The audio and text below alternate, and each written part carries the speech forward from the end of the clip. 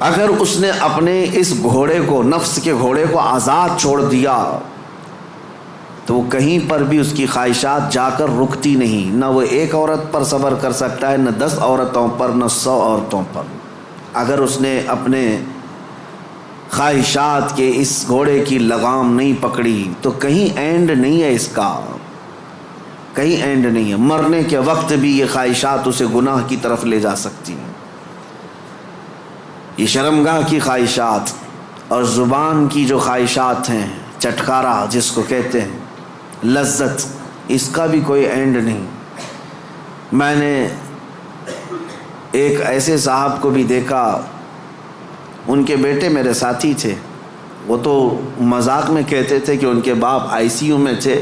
جس دن ان کا انتقال ہونا تھا اس دن بھی وہ بریانی منگوا رہے تھے آئی سی یو میں. تو یہ تو ایک نارمل سی بات تھی، ہنس کر کے وہ کہہ رہے تھے، لیکن وجہ یہ تھی کہ وہ ایڈکٹ تھے بریانی کے، کھانے کے، گوشت کے. تو ایک لمٹ ہوتی ہے کسی آدمی کی، لیکن اگر اس نے خواہشات کو آزاد چھوڑا تو وہ کہیں پر بھی جا کر نہیں رک سکتا. نہ آئی سی یو، نہ آپریشن، نہ کوئی چیز، اسے کوئی چیز نہیں روک سکتی سوائے موت کے.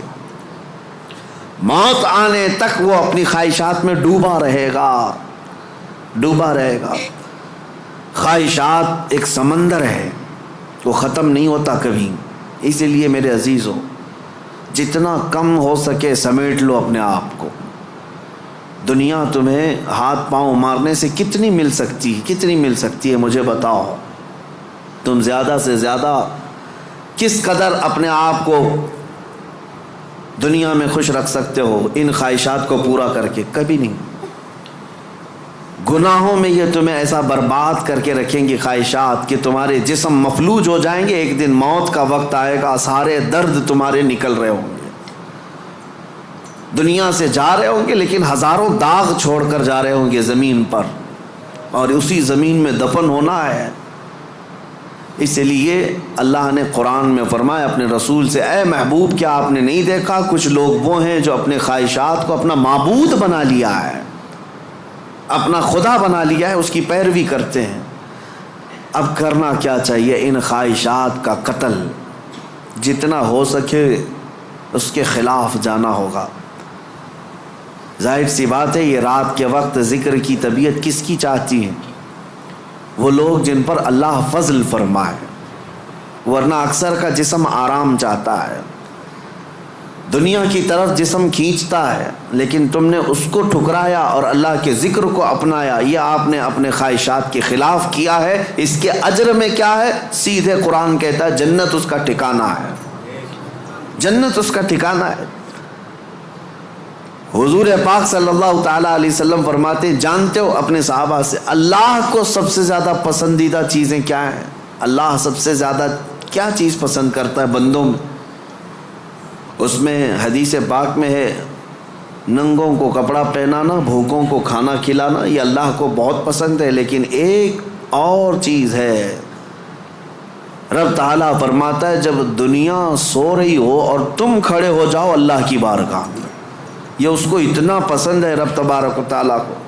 سارے عمل میں، ساری اداؤں میں اسے پسند ہے. کیوں؟ خالص بندہ رب کے لیے کھڑا ہوا ہے، ساری خواہشات کو چھوڑ کر کے، خواہشات کو چھوڑ کر. اب آؤ، جن لوگوں نے خواہشات کی پیروی کی ان کی ایک چھوٹی چند مثالیں میں آپ کے سامنے رکھتا ہوں. ایسی ہلاکت کہ سب کچھ ختم ہو جاتا ہے.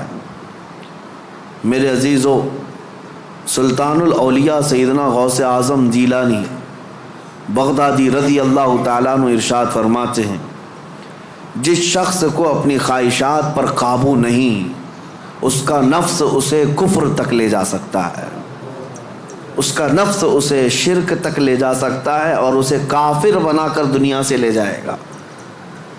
ایسے حالات بھی ہم نے دیکھے. خواہشات نے انسان کو کافر بھی بنا دیا. کبھی مال کی خواہش، کبھی عورت کی خواہش، کبھی کسی اور چیز کی خواہش. اللہ اکبر، وہ صحابہ کیسے تھے جنہوں نے اپنی ساری خواہشات کو میرے مصطفیٰ کی مرضی پر قربان کر دیا تھا. ہر چیز کو قربان کیا تھا، ہر چیز کو قربان کیا. آؤ میں تمہیں وہ بات بتا دوں جو سیدنا ابراہیم علیہ الصلوۃ والتسلیم کے متعلق قرآن میں آیا ہے۔ وَإِذْ قَالَ إِبْرَاهِيمُ رَبِّ أَرِنِي كَيْفَ تُحْيِي الْمَوْتَىٰ قَالَ أَوَلَمْ تُؤْمِنْ قَالَ بَلَىٰ وَلَٰكِنْ لِيَطْمَئِنَّ قَلْبِي قَالَ فَخُذْ أَرْبَعَةً مِّنَ الطَّيْرِ فَاصْرُهُنَّ إِلَيْكَ ثُمَّ اجْعَلْ عَلَىٰ كُلِّ جَبَلٍ مِّنْهُنَّ جُزْءًا ثُمَّ ادْعُهُنَّ يَأْتِينَكَ سَعْيًا۔ قرآن کہتا ہے ابراہیم علیہ السلام نے ایک بار اللہ کی بارگاہ میں ذکر کیا کہ مولا تو مرے ہوئے لوگوں کو دوبارہ کیسے زندہ کرتا ہے؟ اللہ نے پوچھا کیا ابراہیم تمہیں اس بات پر یقین نہیں ہے؟ عرض کیا مولا یقین ہے لیکن آنکھوں سے دیکھنا چاہتا ہوں، تو مردے زندہ کیسے کرتا ہے؟ رب تعالیٰ نے فرمایا 4 پرندے لے لو، ان کو ذبح کرو، ان کا گوشت پورا قیمہ بنا کر مکس کر لو، اور 4 پہاڑوں پر تھوڑا تھوڑا سب کا گوشت رکھ کر کے آؤ، اور پھر ان پرندوں کے نام لے کر پکارو، وہ اڑتے ہوئے آئیں گے۔ حضرت ابراہیم علیہ السلام نے 4 پرندے لیے، ایک کوا، ایک مرغا، ایک کبوتر اور ایک مور۔ ان 4 پرندوں کا ذکر ہے، کوا، کبوتر، مرغا، مور۔ یہ 4 پرندے ذبح کیے، سب کا گوشت مکس کیا اور 4 پہاڑوں پر رکھ کر آئے اپنی جگہ پر۔ ان کی سب کی منڈیاں ان کے پاس تھیں، سر ان کے پاس تھے۔ پکارا ان پرندوں کا نام لے کر، ہوا میں وہ قیمہ اڑتا گیا، اپنے اپنے جسم سے ملتا گیا اور آ کر اپنے اپنے سر سے جڑ کر پورا پرندہ بنا۔ قرآن پاک میں یہ ہے واقعہ۔ سبع سنابل شریف میں میر عبد الواحد بلگرامی رحمۃ اللہ علیہ اس واقعے کو لکھ کر کے اب ارشاد فرماتے ہیں، کیا کبھی تم نے یہ سوچا کہ ابراہیم علیہ السلام نے وہ 4 پرندے کیوں لیے؟ کون سے؟ کوا، کبوتر، مرغا، مور۔ یہی 4 پرندے کیوں لیے؟ انہی کو ذبح کیوں کیا؟ اور رب تعالیٰ کی قدرت کا مشاہدہ کرنا تھا۔ مری ہوئی چیز کو زندہ دیکھنا، آنکھوں سے مشاہدہ کرنا، یہ معمولی چیز تو نہیں ہے۔ اللہ کی قدرت کو دیکھنا ہے اپنی آنکھوں سے۔ یہ دیکھنے کے لیے کیا کیا ابراہیم علیہ السلام نے؟ 4 چیزوں کو ذبح کیا، اور وہ 4 خاص پرندے ہیں۔ تو حضرت عبد الواحد بلگرامی فرماتے ہیں، چاروں پرندوں کی 4 خصوصیت ہے، چاروں پرندوں کی 4 خصوصیت۔ کوا، اس کی خصوصیت لالچ ہے۔ کوا لالچی بہت ہے، اس کا پیٹ کبھی بھرتا نہیں، کبھی پیٹ نہیں بھرتا، اس کے اندر لالچ زیادہ ہے۔ اور مرغا، مرغے کے اندر شہوت زیادہ ہے، مادہ کے لیے، اپنی عورتوں کے لیے شہوت بہت زیادہ ہے مرغے کے اندر۔ اور تیسرا کبوتر، کبوتر کے اندر دوستی کرنے کی عادت بہت ہے۔ سارے پرندوں میں جلدی دوستی یہی کرتا ہے، جلدی مانوس ہوتا ہے، فرینڈ بنانا، یہ کبوتر کی عادت ہے۔ چوتھا مور، مور کو اپنی خوبصورتی دکھانے کی خواہش بہت زیادہ ہے، نمائش، دکھاوے کی عادت اس کو بہت زیادہ ہے۔ جب 4 لوگ کھڑے ہوں گے اپنے پر کھول کر کے ناچتا رہے گا، اس کی خوبصورتی دیکھو۔ اب حضرت میر عبد الواحد فرماتے ہیں 4 پرندوں کی خصوصیتیں پتہ ہے؟ کوے کی لالچ، مرغے کی شہوت، کبوتر کی دوستی اور مور کی نمائش۔ فرماتے ہیں حقیقت میں ابراہیم علیہ السلام نے جانوروں کو ذبح نہیں کیا، ان کے اندر موجود بری عادتوں کو ذبح کیا۔